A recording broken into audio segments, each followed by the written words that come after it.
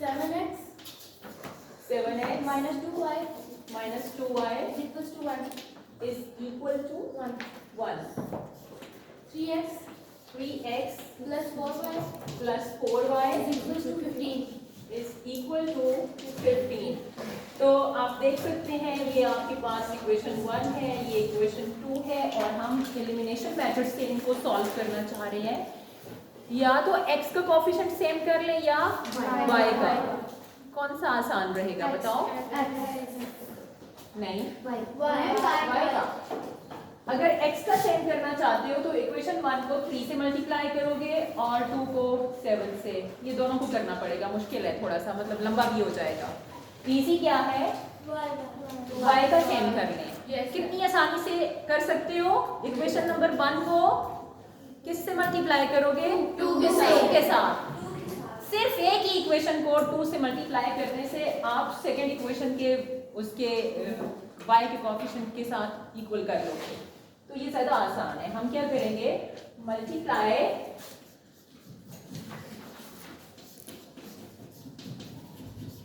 Multiplying equation 1 with 2। चलिए 2 को मैं इन्वर्टेड कॉमास में लिख देती हूँ बाय 2। तो इक्वेशन 1 है आपके पास 7x minus 2y is equal to 1। इसके दोनों साइडों पे किसके साथ मल्टीप्लाई करना है? 2 के साथ। तो 2 7s are 14x और ये साइन प्लस माइनस माइनस, इसके साथ प्लस का साइन है ना? Yes. और ये माइनस है। जब ये 2 अंदर मल्टीप्लाई होगा तो क्या आएगा? Minus 4y is equal to 2 1s are 2। ये आपकी इक्वेशन 3 है। अब आप देखो इक्वेशन नंबर 2 और इक्वेशन नंबर 3 में y का कोएफिशिएंट सेम हो गया है, सिर्फ साइन डिफरेंट है। तो ऐड करने से ही एलिमिनेट हो जाएगा। अगर साइन एक जैसा होता तो माइनस करना पड़ता ना, y को y में से माइनस करके ही आना है, लेकिन यहाँ पे साइन डिफरेंट है तो हम ऐड करेंगे, माइनस नहीं करेंगे। ठीक है ना? आपको पता है माइनस करने से हम दूसरी इक्वेशन के साइन चेंज कर देते हैं। तो हमने इसकी माइनस नहीं करना है, इनको हमने इसको ऐड करना है। Adding equation 2 and equation 3। Equation 3 और 2 को हम ऐड कर देंगे। पहले लिख लेते हैं हम इक्वेशन नंबर 3। सही हो गया? फिर हम लिखते हैं इक्वेशन नंबर 3 और इनको कर देते हैं ऐड। इसके साथ कोई भी साइन नहीं है तो प्लस के ही साइन है। ऐड करने से ये दोनों एलिमिनेट हो जाएंगे, कैंसिल हो जाएंगे। 4 minus 4 0। तो ये दोनों आपस में कैंसिल हो गए हैं। ये कितना हो गया? 17x और ये प्लस के 17x है। ठीक है? Is equal to 15 plus 2 17। ये भी प्लस के है ना? तो मुझे क्या चाहिए? x के साथ क्या मल्टीप्लाई हो रहा है? 17 इक्वल के दूसरी साइड पे जाएगा तो डिवाइड से डिवाइड हो जाएगा और आपके पास आएगा 1।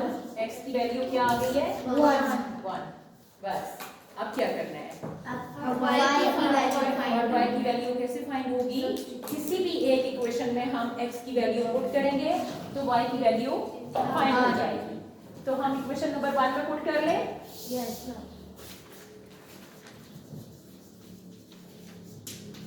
x is equal to 1 in equation 1।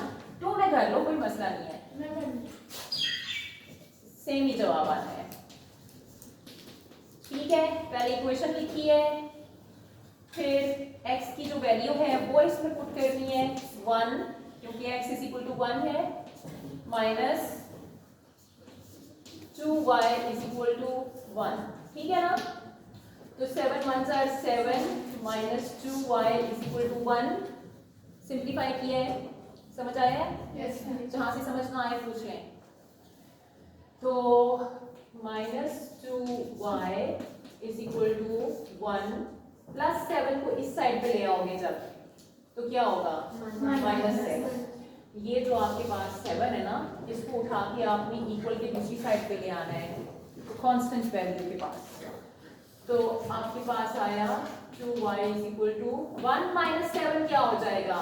-6। Minus दोनों साइडों से कैंसिल हो जाएगा। आपके पास आएगा 2y इज इक्वल टू 6। तो y is equal to 6 divided by 2। 2 3s are 6। y की वैल्यू है आपके पास 3। तो सॉल्यूशन सेट कैसे लिखेंगे? ब्रैकेट में पहले x की वैल्यू फिर y की, ठीक है ना? तो ये आपके पास सॉल्यूशन सेट है। आप चेक भी कर सकते हो कि आपका आंसर सही है कि नहीं है। कैसे करोगे? इक्वेशन नंबर 1 लेंगे, इक्वेशन 1 में x और y दोनों की वैल्यू पुट करेंगे। ये सॉल्यूशन का हिस्सा नहीं है, ये आपकी अपनी तसल्ली के लिए है, ठीक है?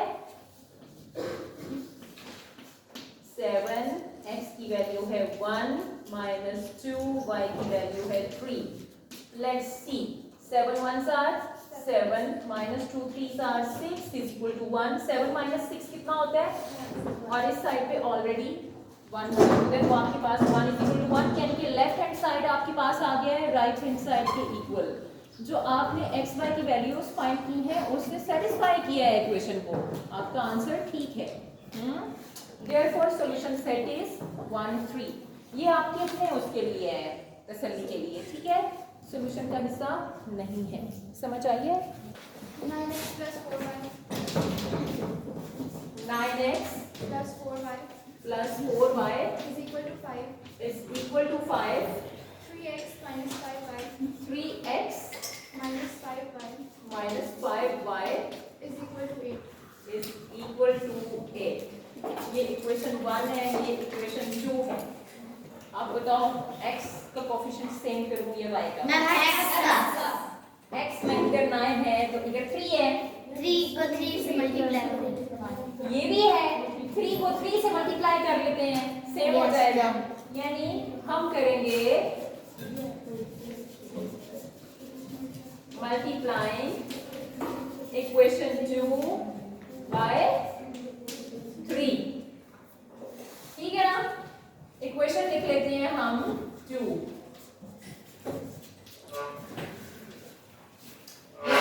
इसको हम मल्टीप्लाई करेंगे 3 से। इक्वेशन की दो साइड हैं तो दोनों ही साइड से करेंगे।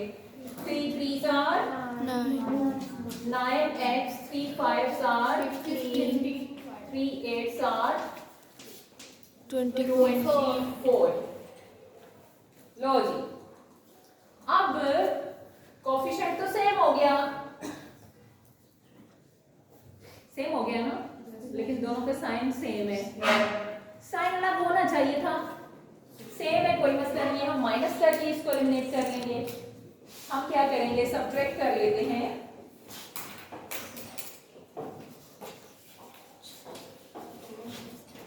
सब्ट्रैक्टिंग इक्वेशन 1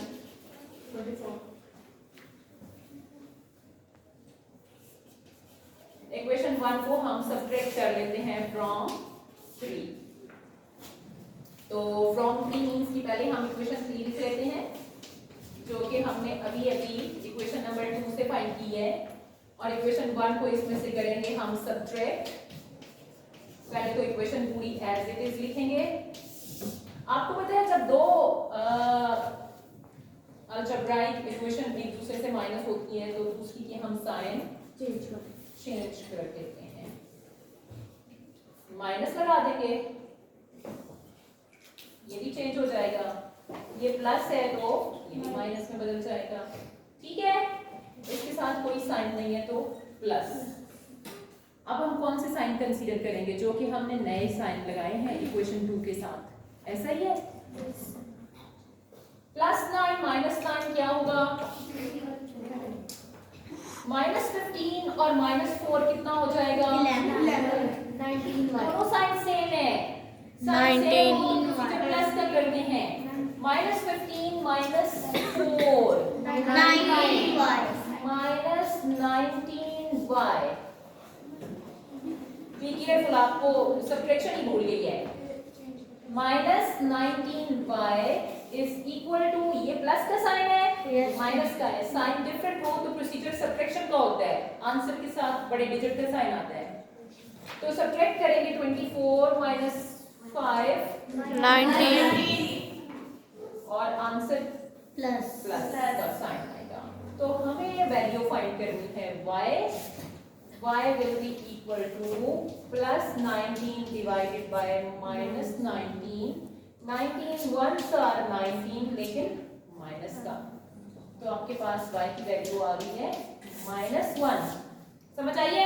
यस मैम यहाँ पर -19 था, दूसरी साइड पर गया, इसका साइन चेंज नहीं होगा? कैसे चेंज होगा? ये तो जो है वही है, जब हम डिवाइड करेंगे डिफरेंट साइन जब डिवाइड करते हैं तो माइनस ही आता है।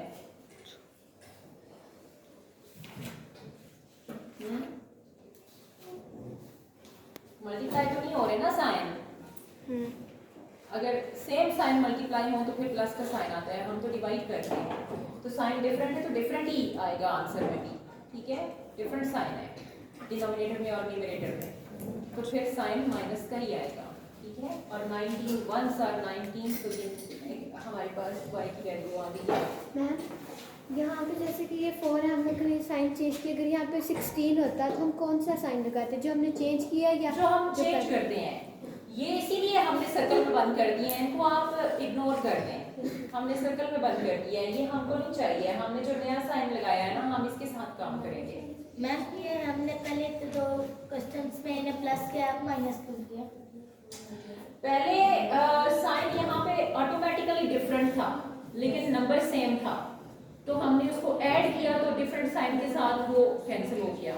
तो यहाँ पे जो हमने कोफिशिएंट सेम किया है उन दोनों के साथ प्लस का साइन है, और अगर दोनों को मैं ऐड करूंगी तो ये 18x हो जाएगा ना, ऐड करने से तो ये जाएगा नहीं, x नहीं एलिमिनेट होगा। देखो ना, अगर मैं ये साइन ना बदलती, सब्ट्रैक्ट ना करती और मैं इनको ऐड करती इक्वेशन को, 9 + 9 कितना होता? 18, तो x तो वहीं का वहीं रहना था, हमें तो x को यहाँ से रुखसत करना है, तो इसलिए हमने इसको माइनस कर दिया है। 9 को 9 में से माइनस करेंगे तो ये जाएगा ना। और सवाल पूछना है कोई? अच्छा, y की वैल्यू आपके पास आ गई है -1। अब क्या करेंगे हम? x की वैल्यू फाइंड करेंगे। Yes, तो ma'am. x की वैल्यू हम कैसे फाइंड करेंगे? ये जो वैल्यू हमने फाइंड की है इसको हम किसी की एक इक्वेशन में सब्स्टिट्यूट कर देंगे। फर्स्ट वाली में कर देते हैं, मैम सेकंड वाली में कर दिया। सेकंड में कर लो, कोई फर्क नहीं पड़ता, सेकंड में कर दूं, यस ठीक है। Substituting value of y in equation 2, तुम्हारी खुशी के लिए हम 2 में कर देते हैं, ठीक है। इक्वेशन है हमारे पास 2। तो हम y की जगह पे वैल्यू सब्स्टिट्यूट करेंगे। y की क्या वैल्यू हमने फाइंड की? -1।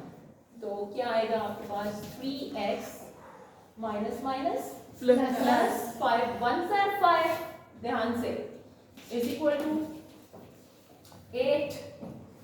तो हमें इसको उठा के कांस्टेंट वैल्यू के पास ले जाना है, क्योंकि वेरिएबल की वैल्यू हमने फाइंड करनी है।